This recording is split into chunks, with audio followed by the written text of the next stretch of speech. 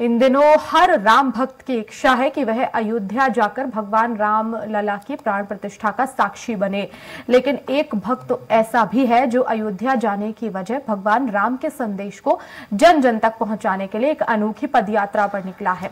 अयोध्या से रामेश्वरम तक करीब 4000 किलोमीटर की पदयात्रा करने वाला यह भक्त कौन है, देखिए हमारी इस खास रिपोर्ट में। रही यह लड़की है शिप्रा पाठक। वाटर वुमेन के नाम से प्रसिद्ध शिप्रा पाठक वैसे तो मां नर्मदा से लेकर कई नदियों की परिक्रमा कर चुकी हैं, लेकिन इन दिनों शिप्रा एक ऐसी पदयात्रा पर हैं जिस पर शायद ही अब तक कोई चला हो। शिप्रा ने अयोध्या नगरी से लेकर रामेश्वरम तक की पदयात्रा शुरू की है। करीब 4000 किलोमीटर की पदयात्रा पर शिप्रा अकेली ही पैदल चल रही हैं। करीब 1300 किलोमीटर की पदयात्रा के बाद शिप्रा संस्कारधानी जबलपुर पहुंची, जहां से अब वह आगे का सफर शुरू कर रही हैं। शिप्रा का कहना है कि भगवान राम केवल अयोध्या तक ही सीमित नहीं है। राम एक ऐसे व्यक्तित्व हैं जिन्होंने अपने जीवन से संसार के हर सुख और दुख को परिभाषित किया है। इसलिए भगवान राम मर्यादा पुरुषोत्तम श्री राम कहलाते हैं और उन्हीं के संदेश को वह अपनी इस पदयात्रा में जन जन तक पहुंचाने का काम कर रही हैं। नर्मदे हर जय सिया राम। ये श्री राम जानकी पदगमन की पदयात्रा है जो अयोध्या से रामेश्वरम जा रही है और अनुमान है लगभग 4000 किलोमीटर का ट्रैक है जिस पर हमें चलना है।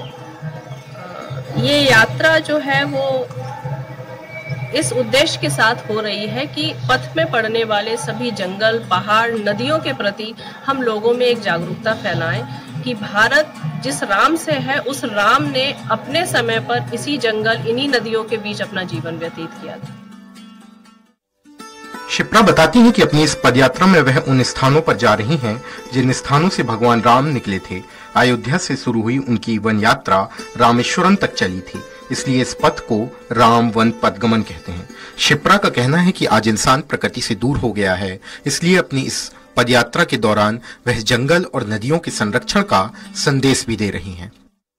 मैं पूरे देश का ध्यान इस बात पर आकर्षित करना चाहती हूँ कि राम सिर्फ अयोध्या के नहीं है और राम अयोध्या भर तक सिमट के नहीं रह सकते। राम को मर्यादा पुरुषोत्तम राम उस राम पथ गमन ने बनाया था। उनकी वो जो यात्रा अयोध्या से रामेश्वरम थी और उस यात्रा को करते हुए उन्होंने जिस तरीके की मर्यादा, धीरता, गंभीरता धारण की हुई थी उससे वो हम सब के प्रभु आराध्य बने हुए हैं। तो उस पथ को जानना बहुत आवश्यक है राम को जानने के लिए। शिप्रा की ये पहली पदयात्रा नहीं है। इसके पहले भी शिप्रा ने मां नर्मदा की करीब 1300 किलोमीटर की परिक्रमा अकेले ही की थी। उसके बाद से शिप्रा अब तक कई नदियों की परिक्रमा कर चुकी हैं, इसलिए उन्हें वाटर वुमेन भी कहा जाता है। शिप्रा रामेश्वरम अप्रैल महीने के अंत तक पहुंच पाएंगी और उसके बाद उनका संकल्प पूरा हो पाएगा। रही यह लड़की है शिप्रा पाठक।